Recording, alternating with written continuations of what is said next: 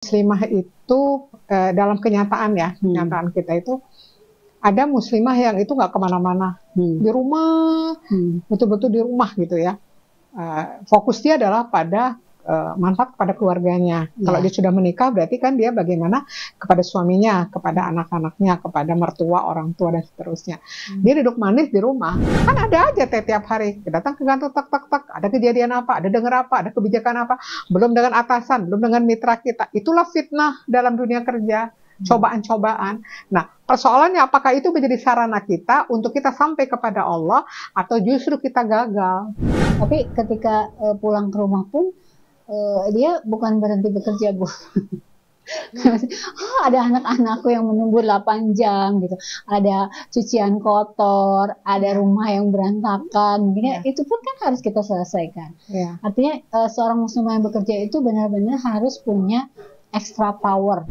Jadi kita harus betul-betul peran kita sebagai muslimah ini apapun bisa menghantarkan kedudukan kita di sisi Allah itu tinggi dengan segala hiruk pikuknya. Kembali ke rumah itu menjadi hal yang jadi ngerjain kerjaan rumah, ngurusin anak, nyapin anak, mandiin anak, itu kan menjadi sesuatu yang berbeda jauh ya, Bu. Di kantor dia hargai, dilayani. Di rumah dia kembali ke fitrahnya menjadi orang yang tersibuk. Bekerja atau tidak bekerja, tinggal di rumah atau keluar rumah, atau apapun, kita nggak akan pernah lepas dari yang namanya cobaan. Kalau karakter suaminya memang menikah dengan tipe niatnya, ini suami istrinya mandiri nih, saya nggak perlu capek-capek kerja, dia bisa hidupin dirinya sendiri. Kan sekarang juga laki-laki juga jadi pergeseran nilai. Sekarang dia cari perempuan yang sudah mapan. Tapi ini hati-hati kalau seorang istri ngerasa dia lebih dari suaminya dan dia merasa berjasa, apalagi kalau lintasan hatinya Allah, lu juga numpang sama saya, kamu nggak punya apa-apa. Semakin dia meremehkan, semakin dia sombong, maka ujiannya akan semakin berat. Muslimah adalah wanita yang dimuliakan dalam Islam. Allah menitipkan banyak peran dalam kehidupannya di dunia. Muslimah sebagai hamba Allah, muslimah sebagai seorang anak, muslimah sebagai seorang istri, dan muslimah sebagai seorang ibu dan juga anggota masyarakat. Namun tidak semudah yang dibayangkan dalam menjalankan perannya. Kupas tuntas semua masalahmu dalam cerita Muslimah. Assalamualaikum warahmatullahi wabarakatuh. Alhamdulillah sahabat MK bertemu lagi dengan saya kali ini dalam cerita Muslimah. Dan hari ini kita akan ditemani dengan narasumber kita yang luar biasa. Masya Allah, tabarakallah.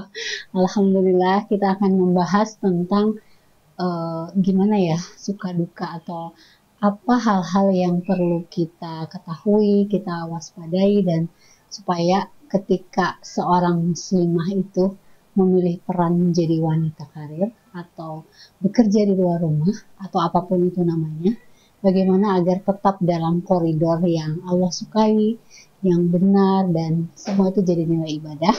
Dan alhamdulillah saya sudah ditemani siang ini, hari ini bersama sahabat kita semua, Bunda Hairati. Assalamualaikum warahmatullahi wabarakatuh, Ibu. Waalaikumsalam warahmatullahi wabarakatuh. Kabar sehat, Bu? Alhamdulillah. Masya Allah. Terima kasih, Bu. Di antara sekian banyak kesibukannya, Ibu menyempatkan waktu buat ngobrol-ngobrol bagi ilmu ya. Menyibukkan diri. Menyibukkan diri, Masya Allah. Menarik, Bu. Kenapa ada istilah menyibukkan diri? Memang kita muslimah itu harus sibuk ya? Atau gimana, Bu? Harus produktif ya. Produktif ya. Kan Allah kasih kita potensi. Ya. Nah, potensi itu harus bermanfaat. Tapi ujungnya potensi itu harus mendekat kepada Allah. Jadi tidak ada kesia-siaan di sana. Kan Allah ciptakan kita dengan segala potensinya. Dan itu kita gunakan untuk mendekat kepada Allah. Bukan justru jangan lalai kepada Allah. Ya betul, Bu. Karena kalau misalnya kita lihat ya, kalau sebagai sisi seorang muslimahnya, kan dari kecil tuh disekolahkan, dukung potensinya, hobinya dikembangkan. Terus kalau misalnya tiba-tiba sudah dewasa, udah aja diisolasi misalnya karena takut kena fitnah dunia atau misalnya hal-hal yang membuat dia tidak aman atau banyak fitnah kan ya Bu ya, muslimah Ya. itu benar Bu. Allah menitipkan banyak kecantikan pada diri muslimah yang harus dilindungi atau gimana sih Bu? Gini, kan muslimah itu dalam kenyataan ya, kenyataan kita itu ada muslimah yang itu nggak kemana-mana, di rumah, betul-betul di rumah gitu ya. Fokus dia adalah pada manfaat kepada keluarganya. Kalau dia sudah menikah berarti kan dia bagaimana kepada suaminya, kepada anak-anaknya, kepada mertua, orang tua dan seterusnya. Dia duduk manis di rumah, jadi suaminya yang mencari nafkah dan terpenuhi semuanya. Tapi ada juga yang muslimah yang memang luar biasa bebasnya gitu. Kerja ke sana, kerja ke sini, perjalanan dinas ke sana, perjalanan dinas ke sini, anak dititip di mana gitu ya. Suami juga sibuk sendiri dan seterusnya. Nah, ada juga muslimah yang dia bisa berkarya, dia bisa menebar manfaat, tetapi dia juga menjalankan kewajiban-kewajiban dia sebagai muslimah. Karena sebetulnya sebagai wanita karir yang bekerja itu sebetulnya adalah pendukung, tapi yang utama itu adalah dia sebagai ibu, sebagai istri ya, sebagai anak, dan yang terpenting sebagai hamba Allah gitu. Karena kita di dunia ini kan ibadah. Jangan sampai justru apa yang kita lakukan itu tidak masuk dalam kategori ibadah. Betul ya Bu, karena apapun aktivitas yang kita lakukan harus jadi jalan, itu tuh ibadah kita kepada Allah. Kita batasi nih Bu, obrolan kita seputar apakah bekerja bagi seorang muslimah itu bisa jadi ibadah atau bisa jadi musibah Bu? Tergantung niat. Tergantung niatnya. Jadi kalau misalnya kan dikatakan ibadah itu adalah jika dia melakukan sesuatu itu ikhlas karena Allah, dan apa itu ucapan, apa itu pikiran, apa itu perilaku, kalau karena Allah itu ibadah dan caranya dia benar. Anggaplah dia bekerja, wanita bekerja dengan niat dia ibadah, berarti harus niatnya karena Allah. Kalaupun dunia dapat, itu bagian dari karunia dari Allah, tapi itu tidak boleh dianggap enteng loh niat itu gitu, karena inama amalu biniat ya, segala sesuatu tergantung niat kita. Nah, kita sekolah tinggi-tinggi, coba tanya ke dalam hati kita, cita-citanya mau apa sih kita tuh sekolah? Ya nggak? Kadang ada yang mengatakan rugi dong, udah sekolah tinggi-tinggi, S2, S3, disuruh di rumah ngurus anak dan seterusnya. Padahal kan dia dicerdaskan, itu bukan untuk sekedar eksistensi dia ya, tetapi cerdasnya dia itu bisa mendidik anak-anaknya gitu, bisa menghadapi situasi-situasi di mana dibutuhkan ilmu gitu. Nah, ini mungkin harus kita luruskan lagi ya sahabat MK, bahwa Islam menuntut kita untuk terus belajar, bukan berarti pada akhirnya kita melupakan peran utama kita di yang dipesan oleh Allah ya, sebagai hamba Allah, sebagai seorang istri, seorang anak, seorang ibu gitu. Tapi ini Bu, kan ada gitu kalau secara nafsu ya, gejolak. Aku sudah sekolah, prestasiku baik, terus peluang karir juga ada, terus kesempatan ada, orang tua ngizinin, terus menikah, misalnya suami ngizinin, itu tuh kapan dia harus berhenti, atau kenapa, bolehkah dia lanjut terus lampu merah, lampu hijau untuk wanita bekerja, itu seperti apa Bu? Semua kembali kepada niat. Niatnya mau apa? Ada orang ya, dia udah kaya raya, terpenuhi gitu semuanya, tapi dia ingin tetap bekerja gitu. Jadi bukan melulu cari uang ya Bu? Bukan melulu. Orang tuh kerja itu tidak semata-mata hanya mengejar dunia, tidak gitu loh. Ya, bisa jadi dia memang ingin dia bermanfaat buat orang lain gitu. Nah, beda dengan orang yang kan dunia ini seperti lautan, perahu itu amal soleh. Jadi jangan sampai justru tujuan kita itu, saya mau kerja, saya sekolah, saya belajar, mau kerja untuk dapatkan dunia gitu. Bukan, kita bekerja itu manfaat apa yang kita bisa berikan. Dunia itu adalah karunia dari Allah gitu. Jadi kalau kita kerja terus dapat tuh bonus dunianya, berarti itu karunia dari Allah. Tapi yang penting niat kita adalah manfaat. Saya manfaat gitu. Tapi itulah kita harus banyak mengevaluasi isi hati kita ya. Saya tuh kuliah tinggi-tinggi, S2, S3, kalau saya profesor, lalu saya kerja di perusahaan yang keren, yang segala macam gaji besar. Coba aja tanya, itu ujungnya mau kemana? Yang Itu- ada tuh ya bangga aja Bu, kan keren Bu kalau wanita Iya. karir itu ya bekerja Iya. punya penghasilan sendiri gitu. Betul, dan ini kan menjadi tren ya, jadi pergeseran nilai gitu. Hmm. Kalau zaman dulu kan nenek-nenek kita dulu itu bener murni ibu rumah tangga. Ibu kita aja ibu rumah tangga murni gitu.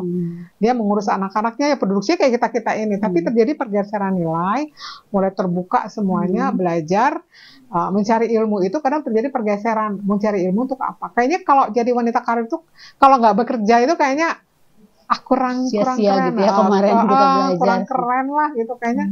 Udah gitu kan kita butuh kadang punya uang sendiri itu kayaknya lebih enak ya, nggak minta gitu ke suami gitu Pengen ya. berdaya mungkin ya Bu ya. Pengen bisa ngasih orang tua, pengen bisa beli apa gitu, nabung mungkin gitu. Iya, jadi banyak sih niat kita tuh apa gitu.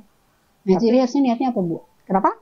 Jadi kita nih kalau sudah bekerja ngelurusin lagi niatnya apa? Kalau yang mau memutuskan, oke aku kerja biar mantep tuh niatnya gimana Bu? Pertama, hidup di dunia sebentar, hanya sekali-kalinya. Allah kasih potensi, Allah kasih ilmu, terus mau diapain? Harusnya itu kan memberi manfaat buat banyak orang gitu loh.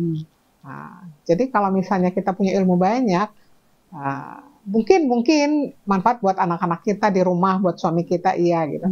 Tapi kalau manfaat itu lebih luas dirasakan oleh umat gitu kan, itu kan mudah-mudahan jadi amal jariah ya. Jadi ilmu yang manfaat itu kan menjadi amal jariah kita. Jadi ilmu itu bukan untuk mendapatkan dunia, tetapi ilmu itu untuk mengajak orang mengenal dengan ilmu itu, mengenal siapa Tuhannya gitu. Siapa Tuhannya dan bisakah ilmu yang dia dapat itu dan ilmu itu dia amalkan itu menjadi dia dekat nggak kepada Allahnya gitu. Menarik Bu. Gimana ilmu dengan, misalnya kita punya ilmu itu diamalkan dengan kita bekerja, memberi manfaat. Ya. Tapi kita dituntut untuk dengan ilmu dan amal itu makin dekat dengan Allah. Gimana Bu? Maksudnya emang dalam prakteknya ya ada hal apa aja sih di dunia kerja itu yang sebetulnya ini tuh bisa deket ke Allah, ini tuh bisa deket ke Allah, karena mungkin ya banyak yang sudah bertahun-tahun, belasan tahun, puluh tahun bekerja, tapi dia tuh babak belur gitu.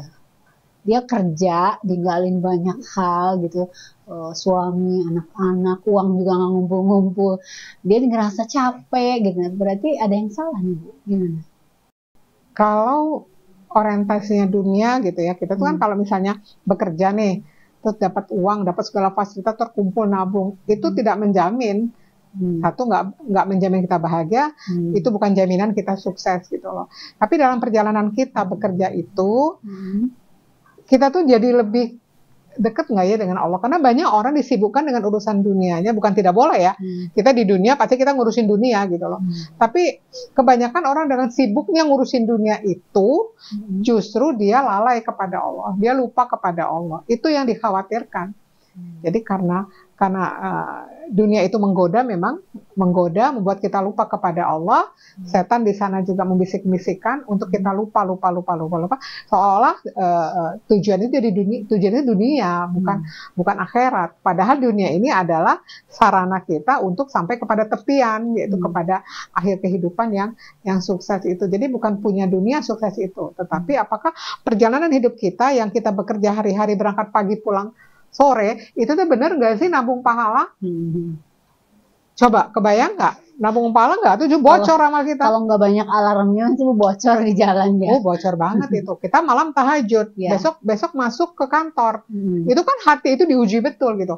Menghadapi kebijakan lembaganya, organisasinya, menghadapi atasannya, menghadapi teman-teman sejawatnya. Dan kalau kita diamanai seorang pemimpin, kita menghadapi tim di bawah. Itu bukan main-main itu ujiannya. Ya kan, kita kan diuji oleh sesama kita. Di situ senjata kita apa? Sabar. Udah mah kita sabar dalam ketaatan, bagaimana lurus niat kita, bagaimana kita tidak sibuk dengan penilaian orang, bagaimana kita disiplin terhadap apa yang sedang kita kerjakan. Belum lagi datangnya yang kita sesuatu yang nggak enak dalam bekerja itu. Banyak sekali, dari lisan, dari pandangan, dari pendengaran, ada aja. Coba, kebayang nggak sih kita berangkat pagi, pulang sore, kita ibadah ritual di rumah, tapi berangkat kita pagi, pulang sore, yang dapat bukan tabungan pahala, tapi kebocoran amal. Makanya kenapa kita disuruh untuk bersabar. Sabar itu kan gini, bahasa aplikasinya adalah gini, jangan kepancing. Menahan gitu ya. Tahan, jangan kepancing aja. Jangan kepancing. kepancing, kita itu jadi bikin dosa. Kan ada aja tiap hari, datang ke kantor, tak, ada kejadian apa, ada dengar apa, ada kebijakan apa, belum dengan atasan, belum dengan mitra kita. Itulah fitnah dalam dunia kerja, cobaan-cobaan. Nah, persoalannya apakah itu menjadi sarana kita untuk kita sampai kepada Allah, atau justru kita gagal, justru kita jadinya bikin dosa. Penyebabnya apa, Bu? Kok kita bisa gagal ya? Misalkan tadi misalnya ya, kita sudah milih lingkungannya, tempat kerja, kita udah punya ilmunya tuh, dunia kerja misalnya.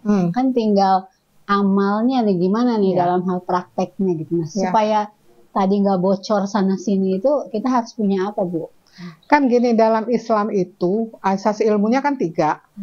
Satu, bagaimana kekuatan tauhid kita, keyakinan, meluruskan pikiran-pikiran keyakinan kita. Kita belajar. Ya, kemudian yang kedua adalah kita diakan syariat-syariatnya. Bagaimana dunia kerja itu ya, pertama untuk muslimah nih, suami harus izin. Kalau suami nggak izin, malah kita setiap keluar itu kan jadi dosa ya, bukan mendapat maslahatnya gitu ya.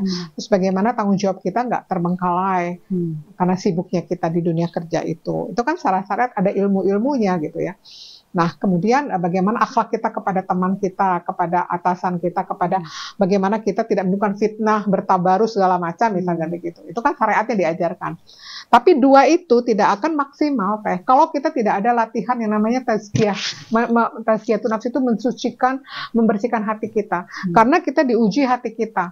Karena kita diuji hati kita itu yang membuat nafsu itu bergejolak. Kalau nafsu itu bergejolak, sehingga dia terangsang untuk melakukan maksiat. Baik yang kelihatan maksiatnya maupun yang tersembunyi di hatinya. Sesoleh apapun di kantor, mendengar sesuatu, melihat sesuatu, itu pasti ada lintasan-lintasan hati. Nah, itu harus dilatih, Teh, dilatih. Nggak bisa, kalau nggak dilatih, kita akan lepas kontrol. Akhirnya kita mensikapi kejadian, peristiwa, kebijakan, atau apapun itu jadi nambah dosa. Ngomongin pimpinan, kita rapat, iya, tapi di belakang kita membicarakan, itu kan munafik, ya, gitu kan. Diajarkan kita jujur, antara ucapan, pikiran, perilaku, itu harus sama. Itu tiap hari kita hadapi hiruk-pikuk itu. Kebayang nggak kalau kita tidak punya sabar, kita akan terpancing mensikapi semua itu dengan dosa. Jadi pulang ke rumah itu bukan nabung pahala, tapi kebocoran amal. Dia udah lelah ya, udah mau di kantor tuh nabung dosa, banyak dosa, datang ke rumah ada hak-hak yang harus ditunaikan, capek, marah-marah gitu, udah hancur aja gitu. Iya, kalau pertama niatnya salah niat. Atau hatinya tadi ya, hatinya nggak bersih gitu ya. Iya, yang mau dicari apa sih sebetulnya? Kita tuh kerja mau nyari apa sih? Kalau jujurnya sih Bu, biasanya penilaian makhluk ya. Maksudnya wes keren, kamu berprestasi, kamu bisa jadi tetap wanita karir, anak-anak sukses, suami ridho gitu. Itu kan pada akhirnya itu yang nampak tuh Bu, kebanggaan gitu ya. Kebanggaan wanita karir ya. Wih keren loh, rapat, pergi perjalanan dinas, duit banyak gitu ya. Tapi ada yang terkorbankan ya sebetulnya. Ya kalau ditanya bagi semua yang bekerja tuh pasti ada fase dia mengalami dilema ya Bu. Ya. Pada satu titik dia mungkin mencapai capaian yang dia inginkan, tapi di sisi lain tuh dia kehilangan banyak hal gitu. Iya, kan. pasti. Nggak akan ada yang bahagia gitu terus kan nggak ada. Itu kan hanya apa ya semu ya, kecuali memang tadi niat kita lurus. Yang kedua, tempat kita bekerja itu membuat kita bisa istiqomah di jalan Allah. Karena banyak orang bekerja justru jadi jauh dari Allah, bahkan lebih turun lagi. Ada yang begitu, nggak kuat dengan pergaulan, tidak kuat dengan lingkungan, padahal dia awalnya mungkin bagus gitu ya. Makanya kalau kita bekerja di lingkungan yang kondusif, yang membuat kita istiqomah, kita nggak usah ragu. Kalau kita misalnya, Allah Maha tahu kan isi hati kita. Tinggalkan anak-anak, misalnya anak ditinggal, minta ridhonya suami, setuju enggak? Anak-anak dididik dengan kualitas waktu yang ada, lalu kita titipkan sama Allah. Atau kita keluar itu, niat kita ditanya lagi mau apa? Ya Allah, saya berjuang, memberi manfaat ya Allah, titip keluarga. Karena kita juga, ibu yang di rumah 24 jam juga anaknya tidak menjamin juga. Belum tentu nggak bocor ya Bu? Iya. Belum tentu pahala sebanyak itu. Dan belum tentu anaknya juga benar gitu loh.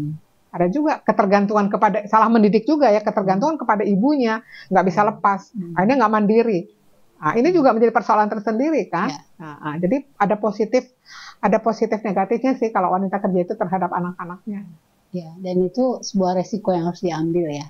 Artinya pilihan lah. Pilihan kan. Pilihan, iya. Sebetulnya kan kalau dalam hidup itu Allah tuh ngasih dua pilihan. Dari tiap pilihan yang kita ambil itu mengandung konsekuensi ya. Ketika kita memilih untuk fokus di rumah, beribadahnya di rumah untuk suami dan anak-anak, itu juga ada konsekuensinya gitu. Ketika kita memilih untuk membantu atau mengembangkan manfaat yang bisa kita berikan, meninggalkan anak sementara waktu, itu juga ada konsekuensinya. Supaya kita nggak akan membahas mungkin yang di rumah ya Bu, karena bukan berarti kita ngebandingin juga mana yang lebih baik antara ibu yang di rumah ataupun yang bekerja.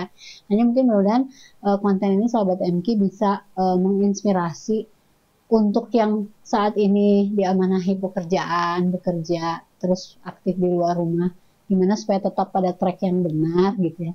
Terus kalau yang mau memutuskan nih, para muslimah yang oke, aku lulus kuliah mau kerja mau bla bla bla gitu, itu udah tahu nih Bu rambu-rambunya seperti apa. Sebelum bahas lebih jauh Bu, saya ingin tahu dulu sebenarnya kalau dalam Islam itu ya, rambu-rambunya muslimah yang bekerja itu seperti apa sih?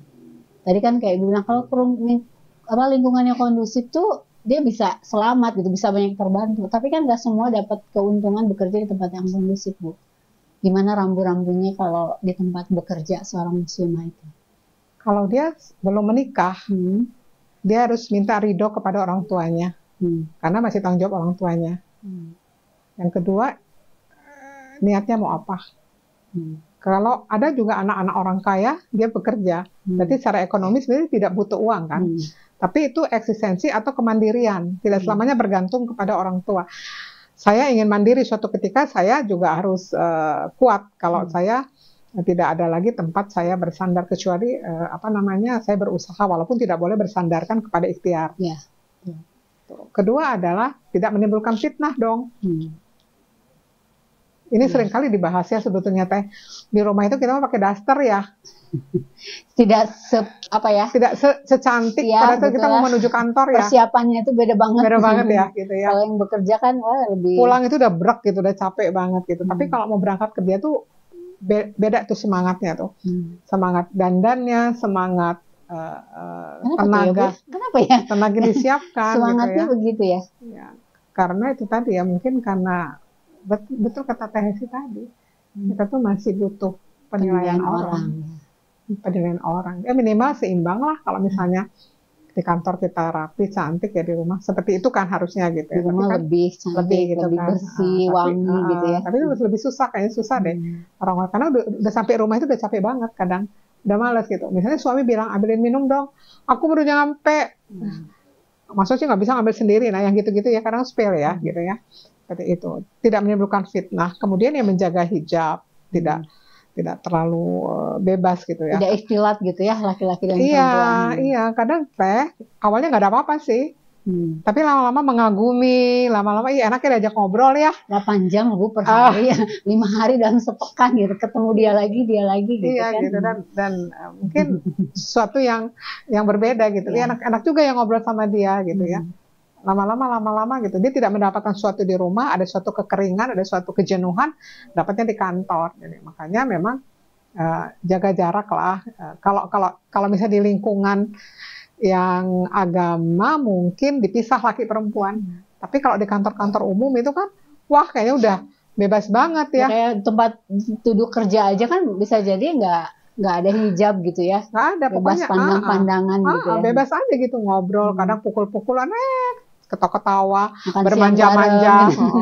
Itu salah satu fitnah dunia kerja tuh seperti itu. Makanya harus punya basic ilmu syariatnya. Jadi bukan tidak boleh bekerja, tetapi apakah bekerja itu menambah dosa atau menambah pahala? Berarti memang ketika awal kita memutuskan di mana saya bekerja, itu harus istikharah dan benar-benar selektif mungkin ya Bu ya. Tapi kan memang iya sih, cuman gini Teh, ini kan dunia kita, negara kita, ini kan nggak semuanya orang bekerja dapat lembaga yang Islami gitu ya, yang sesuai dengan ketaatan dalam beragama, nggak semuanya dapat. Tapi bisa bayangkan perusahaan-perusahaan yang nilainya, visi misinya, nilainya itu kan nilai ya, nilai budaya organisasinya itu kan nggak bisa sama dengan yang punya nilai agama gitu loh. Ternyata kerja di perusahaan apa, pemiliknya siapa, visinya apa, nilai yang dibangun apa, itu berbeda dengan kita perusahaan-perusahaan yang misalnya memang basicnya adalah spiritual, itu berbeda. Sehingga di sini pertahanan itu ada di diri masing-masing. Misalnya saya keterimanya di perusahaan yang umum gitu ya. Nah, bentengnya harus di diri saya dong. Berarti niat saya, kemudian akhlak hati saya, supaya perilaku saya sesuai dengan apa yang diajarkan Rasulullah, kemudian minta restu suami, dijaga ada batasan-batasannya. Berarti lebih capek dong ya Bu. Maksudnya energi yang dikeluarkan oleh seorang muslimah yang bekerja itu dia ekstra ya Bu. Karena tadi ketika dia di luar rumah, dia harus mampu menjaga amanah tadi ya, amanah diri, amanah keluarga, amanah agama gitu. Tapi ketika pulang ke rumah pun dia bukan berhenti bekerja Bu.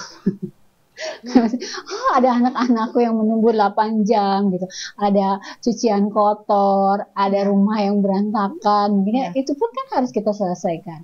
Artinya seorang muslimah yang bekerja itu benar-benar harus punya extra power, kekuatan. Kan iman, kekuatannya kata Ibu iman, sabar, tapi itu bisa roboh. Apa sih Bu yang menyebabkan seorang muslimah itu bisa runtuh gitu ininya tadi ya, benteng pertahanannya Bu? Ya ilmu agama, ilmu agama dan ilmu itu diamalkan. Karena banyak juga orang punya ilmu tapi hanya pengetahuan, tidak menjadi amal. Ini ada tidak sedikit ya, saya tidak meneliti secara ilmiah gitu ya. Tetapi kebanyakan KDRT itu faktornya adalah tidak bisa melihat istrinya lebih unggul dari dirinya. Karena sudah jelas suami itu merasa orang laki-laki, suami itu pengen di atas istrinya. Jadi ada satu kejadian ya, satu kasus gitu, istrinya wanita karir, punya jabatan tinggi, gaji besar, suaminya melamar kerja belum dapat, padahal paling pinter di masa kuliahnya, tapi tidak diterima kerja di mana-mana gitu ya. Akhirnya dia itu punya kecemburuan yang luar biasa, posesif. Akhirnya apa? Baju kerjaan istrinya dirobek-robek, dibakar. Jadi ada unsur itu juga ya, apa sih faktor internal laki-laki sebagai seorang pemimpinnya tidak boleh. Iya gitu. Nah kita kadang kan suka salah kaprah ya, wanita yang karirnya bagus di kantor jadi pejabat, di rumah juga jadi direktur juga gitu. Kalau tidak boleh dipisahkan ya, di rumah sebagai istri gitu loh. Nah inilah kalau nggak punya ilmunya, akhirnya akhirnya apa? Akhirnya kita menganggap suami itu sekarang bawahannya kita gitu. Itu bahaya ya. Ya semakin suaminya semakin minder, apanya kompensasinya KDRT. Dia pukul, lisannya menyakitkan itu. Nah itu jadi gini ya, nggak bisa juga disalahkan sepenuhnya laki-laki yang KDRT. Salah secara kasat mata mah jelas salah. Tapi pasti ada kontribusi gitu. Salah dari istrinya juga gitu. Pasti ada yang keluar dari koridor-koridor dalam kita bekerja, berkarir silahkan, tapi apakah fungsi-fungsi utama kita itu berjalan atau tidak gitu. Ya, menarik Bu. Dan itu kan ada yang bisa memilih, oke lah aku nggak sanggup nih kerja di luar rumah karena terlalu banyak fitnahnya. Oke, dia kembali ke rumah. Tapi ada yang memaksa dia tuh kembali ke rumah nggak bisa, cari kerjaan yang kondusif juga nggak bisa.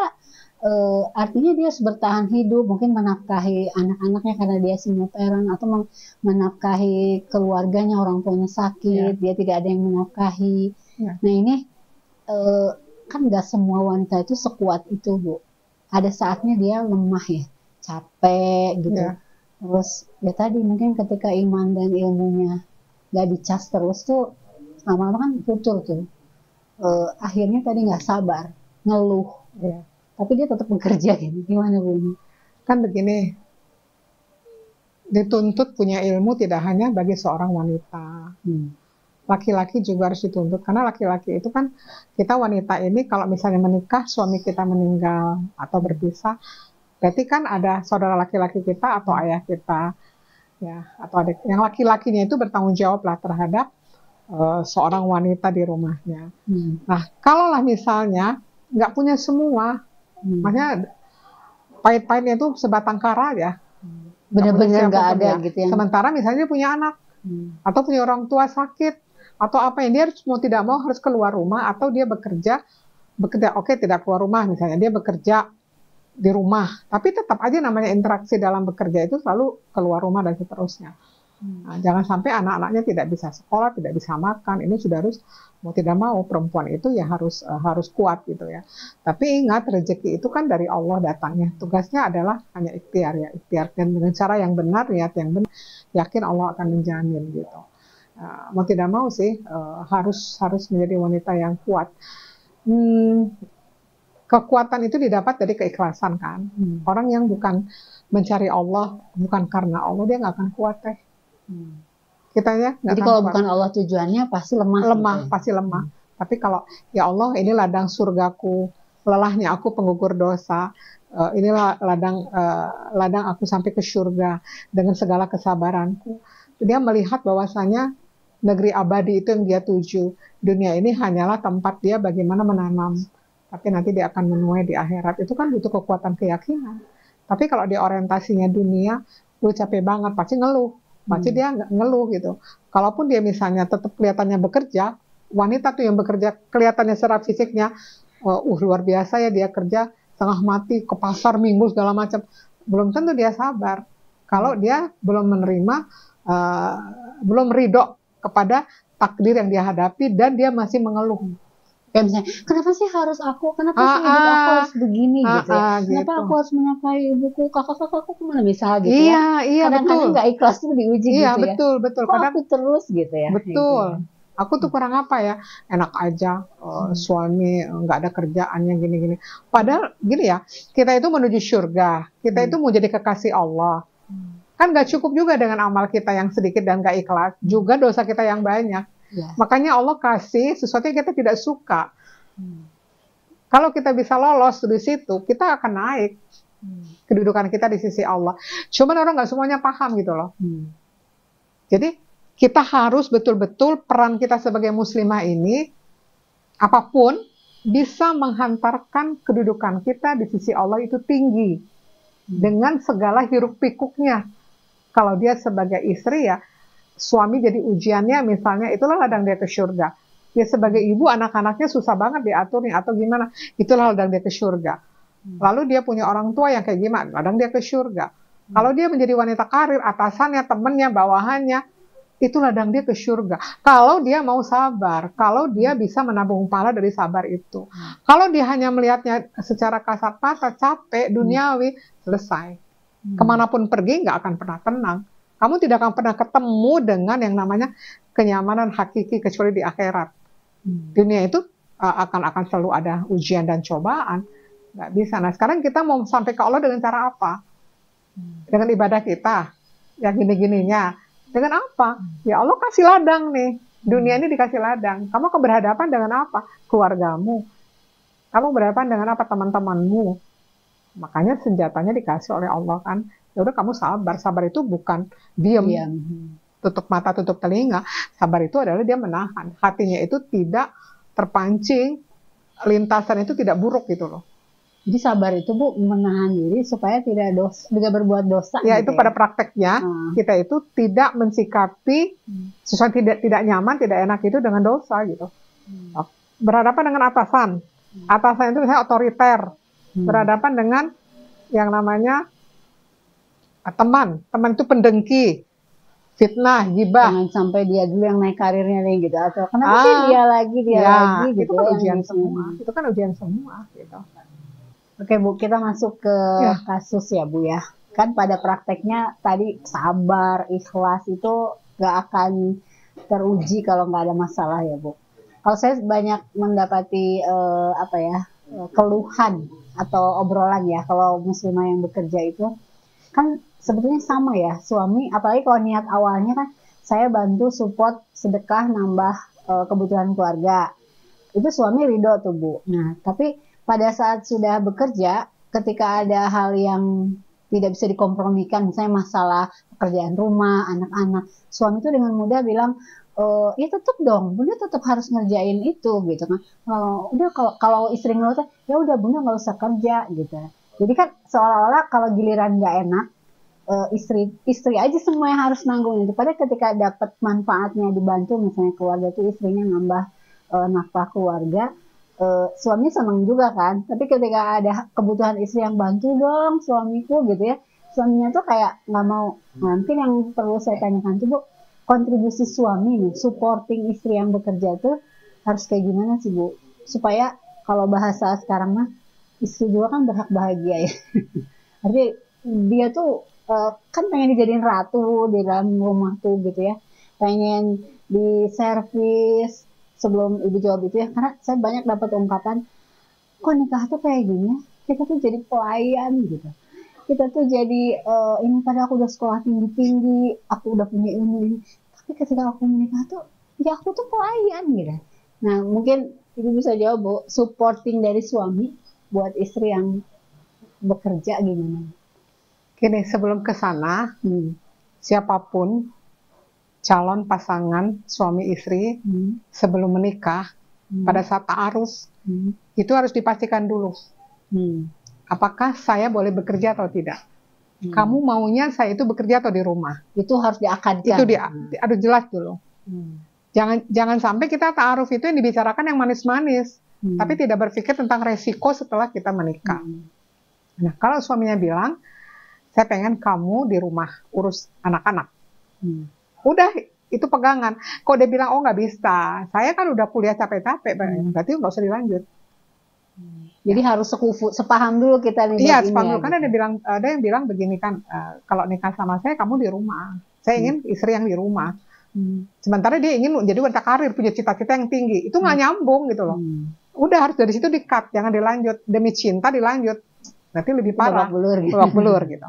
Tapi kalau suaminya bilang, saya dukung kamu jadi wanita karir bekerja, silahkan.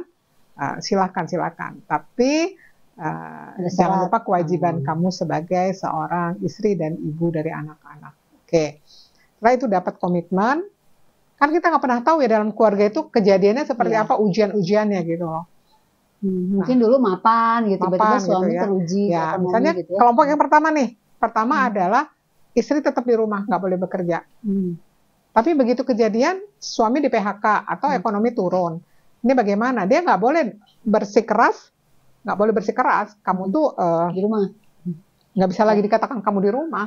Nah, di situ berarti ada perubahan, di mana istri diizinkan bekerja, bekerja. Nah, di sini suami nggak boleh mempertahankan prinsipnya seperti sebelum menikah, yang dikatakan istri mah di rumah saja gitu. Karena kondisinya istri harus bekerja gitu, sehingga perlu kerjasama dalam artian suami nggak bisa membiarkan istrinya capek dan seterusnya. Dia harus punya kontribusi membantu juga di rumahnya gitu. Bukan berarti istri itu memperbudak atau menyuruh atau menganggap suami itu lebih, tidak. Di sini perlu kerjasama, kesepakatan ini suatu tim, saling ridho ya, tim yang kuat, yang kompak gitu ya.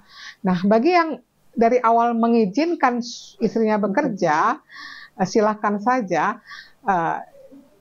Ini kan kadang pilihan istri ya, yang istri seneng banget aku didukung bekerja gitu. Nah, istri harus menyadari dong kalau dia tuh punya peran yang tidak boleh lepas juga kewajiban dia tuh sebagai istri, sebagai ibu.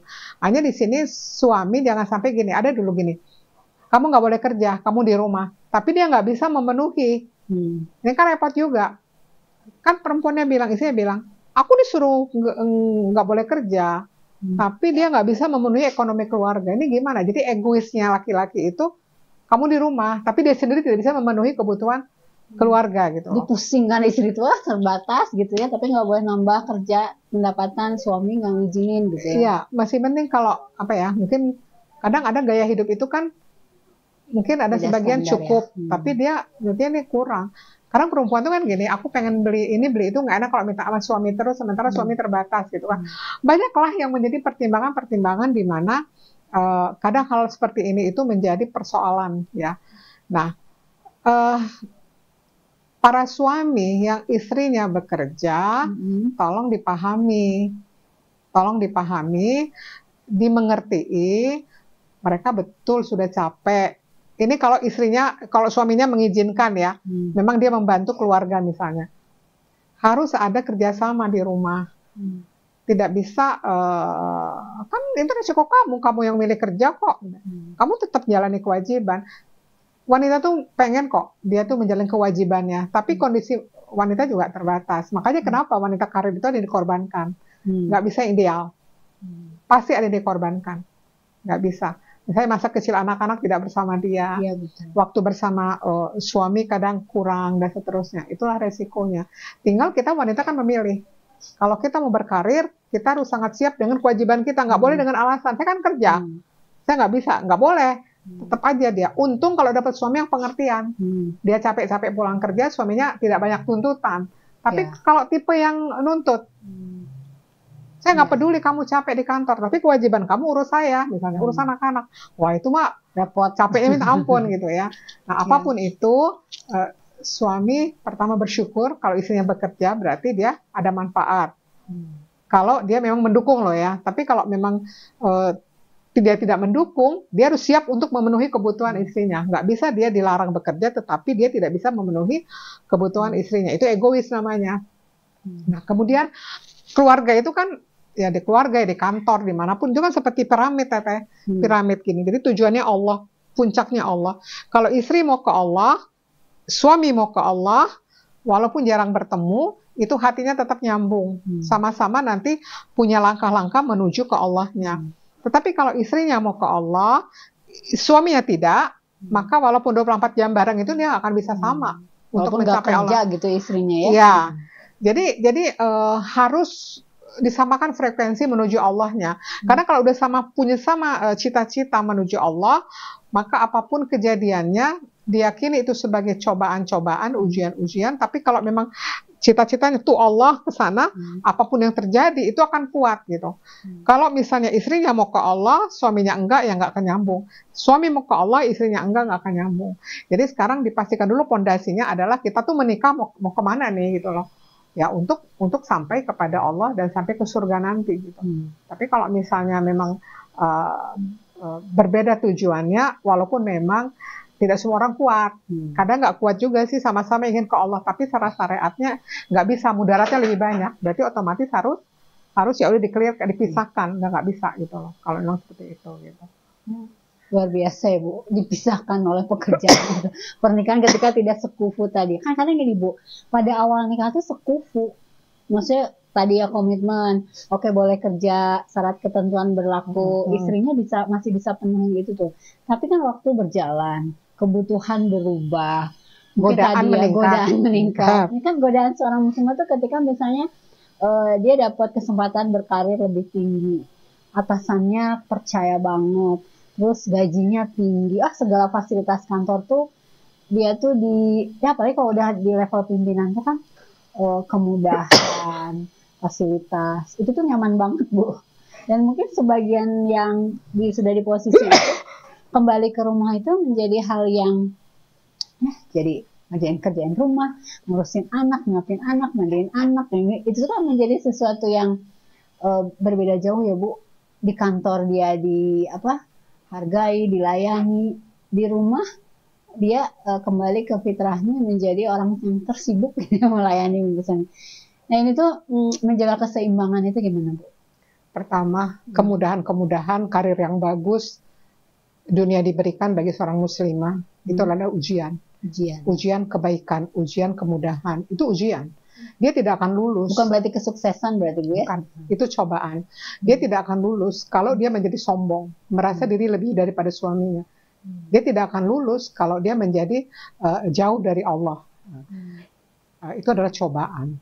Pada saat dia pulang, ya kodratnya sebagai istri. Sebetulnya kan dia wanita karir di kantor itu kan tambahan fungsi mendukung, dukungan, bukan yang utama. Yang utama kan di rumahnya.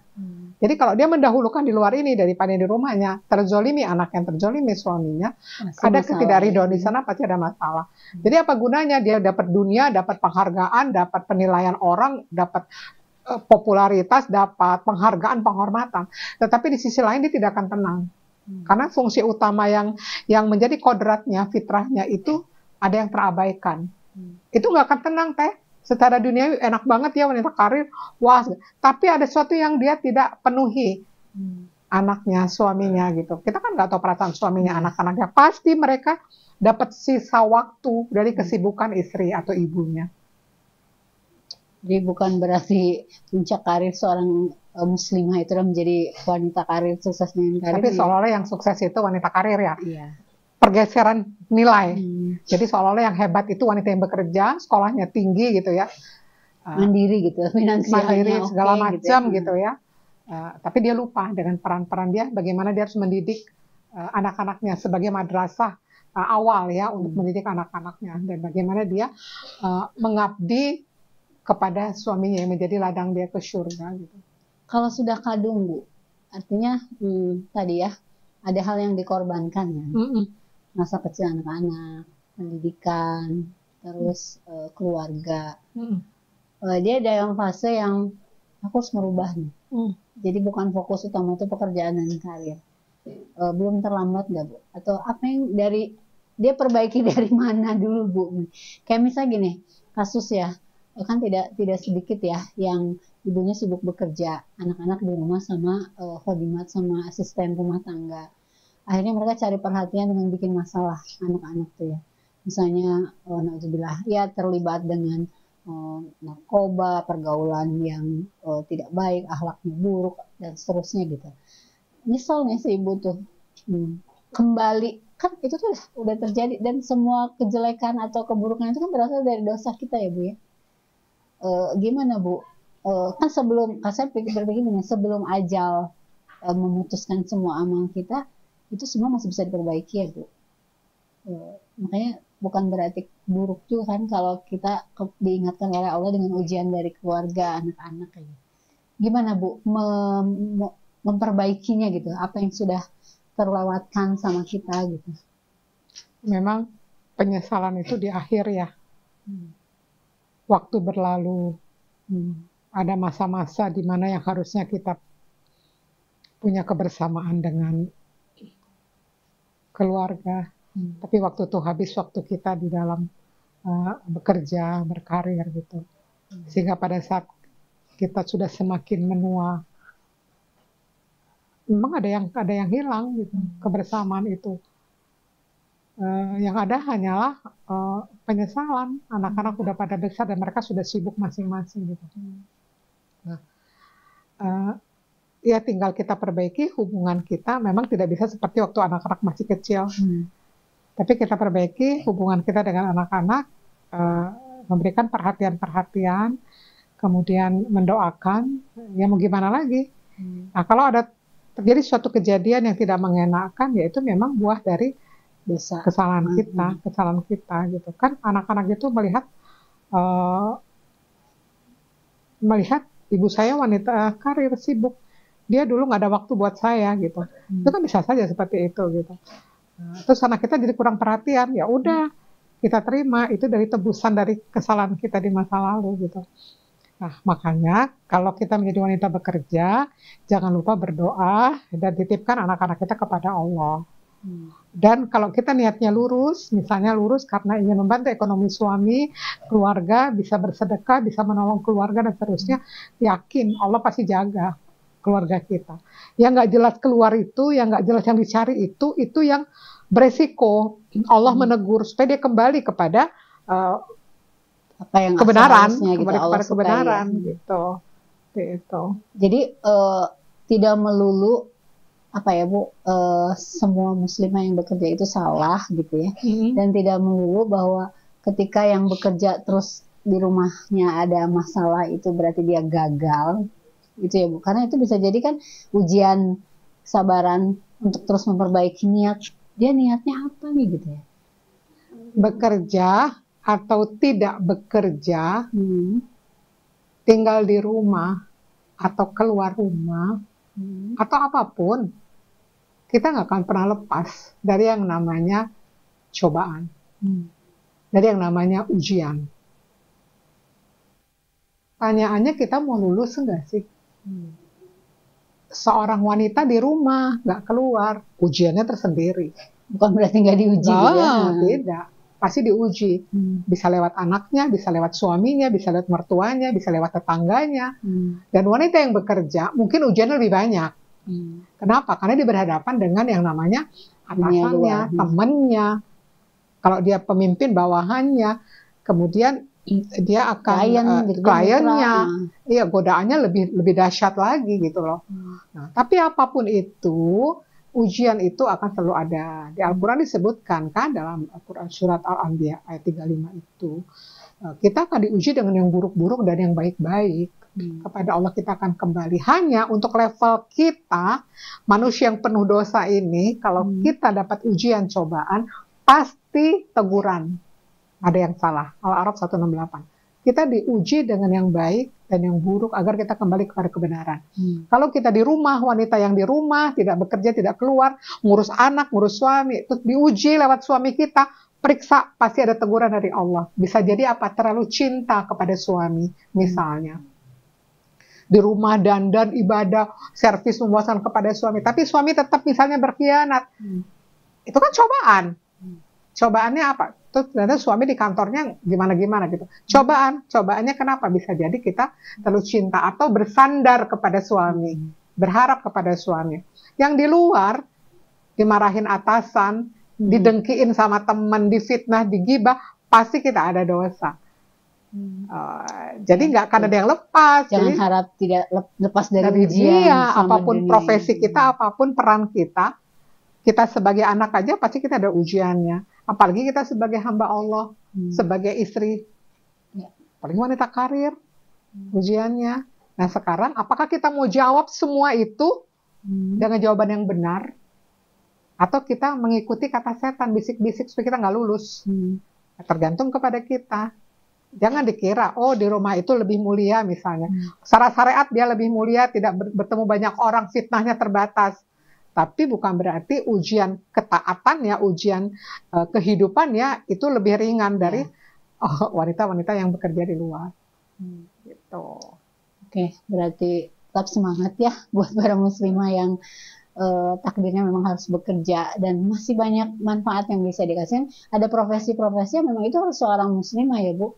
Dokter, kandungan, misalnya bidan, perawat, guru, kan itu tetap dibutuhkan kan di dunia kerja juga seperti betul, itu ya. Betul. Ada hal-hal yang nggak bisa dikerjain sama laki-laki aja. Iya, jadi pasti. tidak salah. Mungkin ini Bu, rada keluar sedikit dari yang wanita bekerja. Ini tetap bekerja produktif, tapi dia tidak meninggalkan rumah gitu ya. Kan ada hal-hal yang misalnya kondisi ekonomi keluarga atau kondisi suaminya itu tidak bisa memenuhi 100% kebutuhan keluarga. Si istri itu punya potensi buat nambah gitu ya. Tapi konsekuensinya ya itu tadi ya, dia akhirnya jadi tulang punggung keluarga. Kan ada yang curhat ke saya nih Bu, kayak suamiku tuh dari 100% kebutuhan keluarga, dia hanya mampu memenuhi 30%. 70%-nya itu ternyata harus aku yang bantu. Tabunganku habis deh misalnya. Terus giliran aku dikasih modal sama orang tua, suami seneng banget. Artinya dia tuh ya udahlah, ya mertua saya menjamin sisanya gitu. Jadi suami tuh tambah males kata istrinya ya. Terus sementara aku harus berjuang nyari 70% kebutuhan keluarga. Punya standar nyekolahin anak yang baik. Memang dari berasal dari keluarga yang berada gitu ya. Dia punya standar yang lebih tinggi daripada ini suaminya. Nah cuma dia kemarin mengeluh, teh kalau seperti ini terus lama-lama aku nggak butuh suami kayaknya. Aku bisa cari uang sendiri, aku bisa nantikan sendiri. Karena suamiku cuma memenuhin 30% dari kebutuhan rumah tangga. Buat apa aku nikah? Nah ini sikap seperti ini benar nggak sih Bu? Gimana ya? Ketika takdirnya gitu, seorang istri itu memang dia punya potensi lebih besar untuk mensupport ekonomi keluarga. Terus yang kedua, apa benar kalau mandiri bisa ngasih, dia nggak butuh suami? Apapun dan berapapun besarnya dia punya kontribusi dalam ekonomi keluarga, yang harus dia jaga adalah tidak boleh merasa berjasa. Tidak boleh merasa soal rezeki itu dari dia. Itu dari Allah. Kalau kita mau melihat lebih dalam lagi, andai dia tidak merasa berjasa, dan dia mau ikut hidup suaminya dengan 30%, bisa jadi keberkahannya lebih besar. Tapi dia menganggap remeh 30%, dia merasa 70% lebih tinggi, disitulah dia kurang syukur. Dia merasa tidak cukup. Sebetulnya 30% itu bisa mencukupi, tapi gaya hidup dia dengan standar hidup dia yang berbeda dari suaminya. Dan itu kenapa baru kebaca sekarang? Kenapa tidak waktu ta'aruf itu? Gitu. Atau kalau karakter suaminya memang menikah dengan tipe niatnya, ini suami istrinya mandiri nih. Saya nggak perlu capek-capek kerja, dia bisa hidupin dirinya sendiri. Kan sekarang juga laki-laki juga jadi pergeseran nilai. Sekarang dia cari perempuan yang sudah mapan, nggak mau capek juga gitu. Tapi ada tipe laki-laki yang ya udah kamu di rumah, aku yang tanggung jawab sebagai suami. Nah ini kembali kepada ilmu gitu ya, ilmu. Nah tadi tergantung niat perempuan, dia bekerja itu sebetulnya dia mau eksis, manfaat, atau memang cari dunia gitu. Kan ada juga yang kaya, ayahnya kaya, turunan kaya, tapi dia tetap bekerja gitu. Kenapa? Mungkin sayang ilmu saya nggak manfaat gitu. Tapi ini hati-hati kalau seorang istri ngerasa dia lebih dari suaminya dan dia merasa berjasa, apalagi kalau lintasan hatinya Allah, lu juga numpang sama saya, kamu nggak punya apa-apa. Semakin dia meremehkan, semakin dia sombong, maka ujiannya akan semakin berat. Gitu loh. Jadi coba dia berpikir, bisa nggak 30% itu mendatangkan keberkahan kalau dia menjadi istri yang bersyukur dan gaya hidup yang tidak sampai membutuhkan kekurangan 70% itu. Ini tidak mudah. Tidak mudah ini. Tergantung kepada keyakinan. Gitu. Makanya laki-laki ada yang jadi minder. Otomatis kalau udah minder, dia nggak bisa produktif lagi. Akhirnya dia nggak bisa ngapa-ngapain lagi. Dia seolah stuck gitu ya. Udah aku iya, segini gitu. dan dia harga dirinya juga jadinya ya ngapain juga lah, udahlah, terserah lah gitu. Ya, tapi kalau istrinya rendah hati, oke, cukup kok ini 30 kita berjuang ya sama dia mensupport, bisa jadi berkah ya. bisa, Allah ya, tambah rezeki lewat suaminya. Iya gitu. Tapi ada yang menarik juga Bu. Ada yang nanya gini, kan ada seorang istri bekerja. Jadi ternyata dari 100% kebutuhan keluarga itu sekarang tuh jadi 50-50. 50% dari suaminya, 50% dari pendapatan istrinya.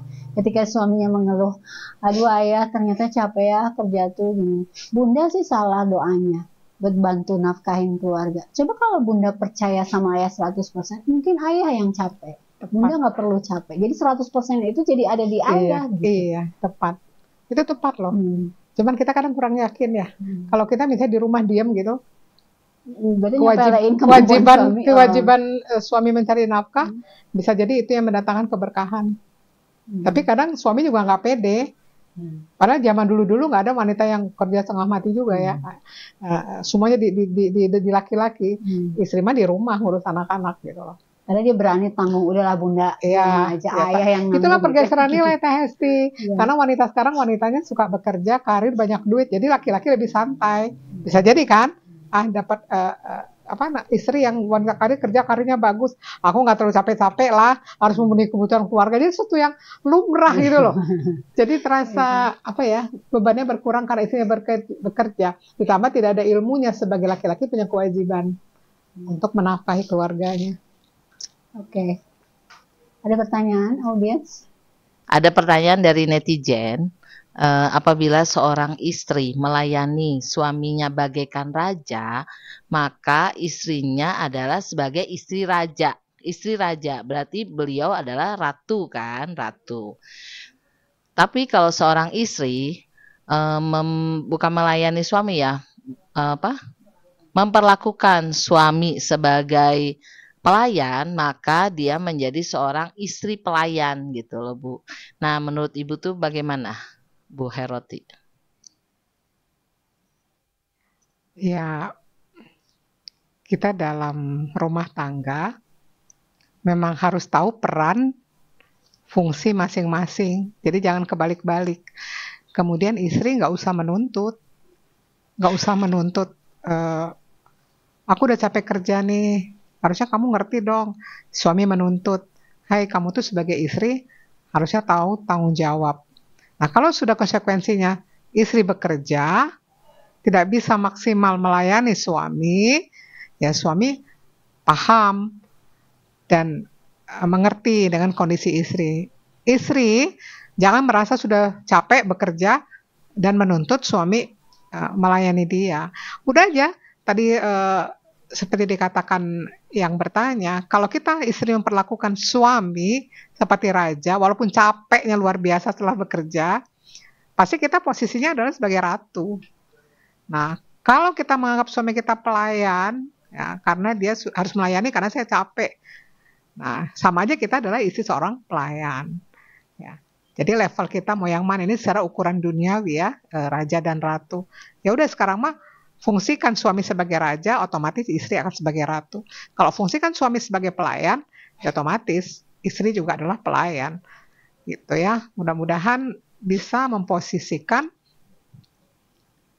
diri masing-masing sesuai dengan peran dan fungsinya dalam keluarga. Tanya lagi, Bu. Mungkin maksudnya bukan sebagai pelayan yang pelayan ya, tapi maksudnya seorang suami itu bantuin dong kalau misalnya istrinya tuh lagi capek gitu loh. Tapi bukan menganggap seorang suami itu menjadi pelayannya seorang istri gitu, bukan begitu gitu. Kan Rasulullah juga ya membantu menjahit gitu kan, lalu kemudian apalah banyak hal gitu, Bu. Iya. Kalau istri minta tolong sama suami bukan berarti istri itu menjadikan suami itu, maaf ya, pembantu, pelayan, bukan. Kalau istri minta tolong kepada suami, sudah seharusnya saling membantu. Tidak mungkin istri yang sudah bekerja capek dituntut berlebihan juga. Tapi istri, konsekuensi dari dia bekerja, tapi itu adalah fungsi pendukung loh ya. Jangan jadi alasan dia tidak melayani suaminya. Jadi jangan sampai dia justru, kan aku udah kerja, ya udah kamu dong yang gini. Nggak bisa begitu. Kita sebagai istri bekerja, tapi kita nggak bisa lepaskan peran kita sebagai untuk melayani suami gitu. Itu sih. Jadi suami tidak menuntut sempurna kepada istri yang bekerja dengan segala kekurangan kelebihannya. Istri juga tidak boleh menuntut suami untuk betul-betul membantu dia. Kalau sekali-sekali nggak apa-apa lah, tapi kalau misalnya terus-terusan, itu tadi fungsi sebagai suaminya nanti akhirnya dunia terbalik ya. Yang kerja istri, yang melayani di rumah suami. Nggak begitu, tetap suami kepala keluarga, pemimpin, istri bekerja itu peran dia pendukung, tapi saat di rumah kembali kepada peran masing-masing. Istri melayani suaminya, suami juga mendidik, membimbing, juga melayani dalam hal-hal yang proporsional. Allahu a'lam bishawab. Baik Bu, alhamdulillah banyak banget ya sebetulnya dinamika wanita bekerja dan lebih pendapatan lebih tinggi dari suami itu jadi ujian juga kan bagi seorang wanita. Nah mungkin ini Bu yang saya hadapi itu fitnah di dunia kerja juga. Misalnya udah ngejaga, udah segitu amannya gitu. Tapi kan setan tuh nggak diem Bu. Misal ya atasannya jatuh cinta misalnya, atau misalnya ada cinta lokasi kayak gitu kan, kita 8 jam loh sehari, seminggu 5 kali gitu ya. Dan seorang wanita itu kalau ke tempat kerja kan dia yang terbaik ya, rapi, wangi, cantik, terus ya itu tuh bisa dihindari nggak sih Bu? Virus merah jambu misalnya, atau pelayanan yang karena kadang-kadang gini, si wanitanya itu dia bagian dari pekerjaan gitu. Misalnya seorang sekretaris atau punya pimpinan yang sudah layani dan sebagainya. Tapi laki-laki tetap laki-laki. Gimana nih perempuan membatasi dunia kerjanya supaya nggak jadi musibah gitu? Kalau kita di pesantren, di lembaga yang punya kekuatan spiritual ya, lebih aman mungkin ya. Maksudnya itu lebih terjaga untuk menjaga hijab itu interaksinya. Tapi yang kita pikirkan di luar sana kan. Tiada lain adalah kekuatan iman. Takut.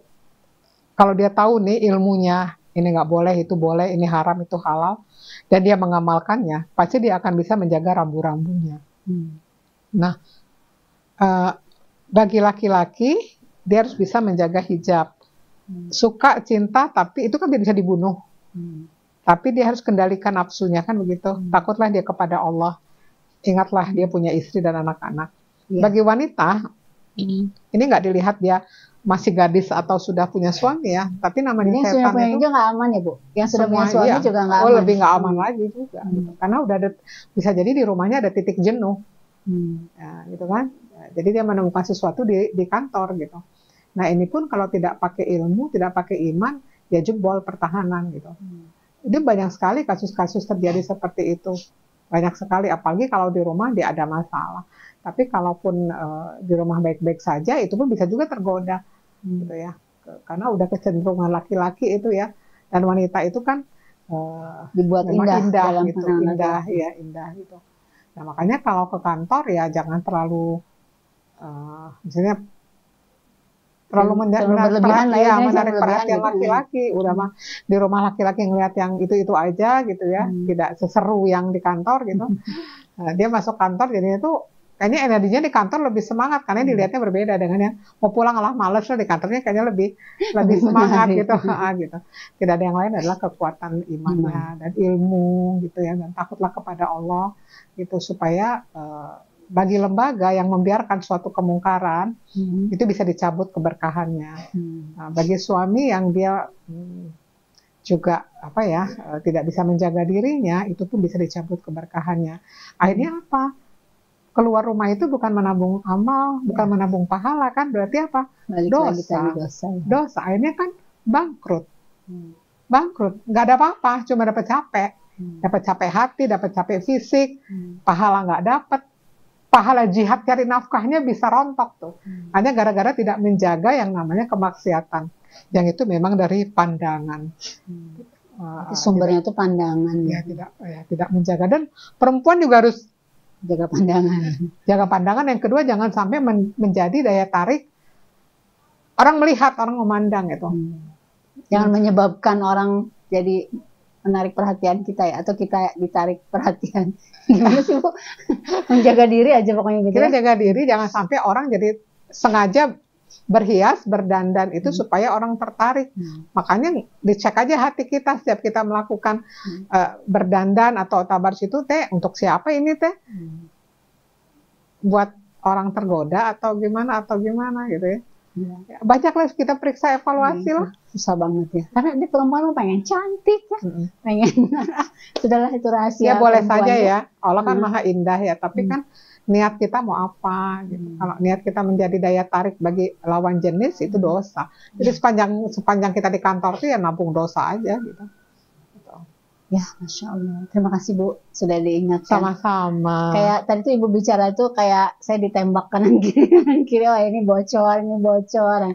Mudah-mudahan setelah ini bisa kuat niatnya, imannya, ilmunya. Amin ya Allah. Masih banyak sih PR kita. Ya nanti kita lanjut lagi dengan episode berikutnya temanya. Tapi khusus spesial yang bekerja ini Bu, nasihat terakhirnya mengingatkan. Yang pertama adalah kalau memang memilih jadi wanita yang bekerja, luruskan niat. Yang dicari apa? Kalau aktivitas kita dari pagi sampai sore pulang justru menambah dosa, menjadi fitnah, sebaiknya tidak usah. Di rumah saja, ya. Walaupun bukan berarti tinggal di rumah juga tidak ada fitnah gitu. Tapi kalau memang kita sebagai jalan ibadah karena Allah lillahi ta'ala, cara-cara kita benar, tidak menimbulkan fitnah, tidak terbengkalai kewajiban kita sebagai ibu istri, ya, dan membuat kita menebar manfaat buat banyak orang. Nah, mudah-mudahan itu menjadi tabungan pahala kita. Ditambah lagi kalau kita lulus dalam menghadapi cobaan dari orang-orang di sekitar kita. Karena kita pasti berhadapan orang-orang yang membuat kita tuh diuji hatinya. Kalau kita bisa mensikapi dengan tidak terpancing, mensikapi dengan dosa, nah itu mudah-mudahan itu jadi tabungan pahala kita. Jadi tidak capeknya kita itu ya penggugur dosa, menghadapi ujian-ujian kita bisa lulus, itu juga menaikkan derajat kita. Itu sih, jadi intinya orientasinya akhirat aja. Kalau dunia mah semua juga akan selesai, nggak ada yang abadi. Tapi negeri abadi kita itu yang kita tuju, nah kita tabung dari sekarang, apa yang kita lakukan itu orientasinya ke sana. Memberi manfaat untuk akhirat kita. Allahu'a'lam bishawab. Masya Allah. Alhamdulillah. Terima kasih Bu. Dan sahabat MK, selamat berjuang meluruskan niat, menjadikan semua aktivitas kita ibadah. Dan kita pamit Bu. Sampai Ya. ketemu lagi di episode yang akan datang. Assalamualaikum warahmatullahi wabarakatuh.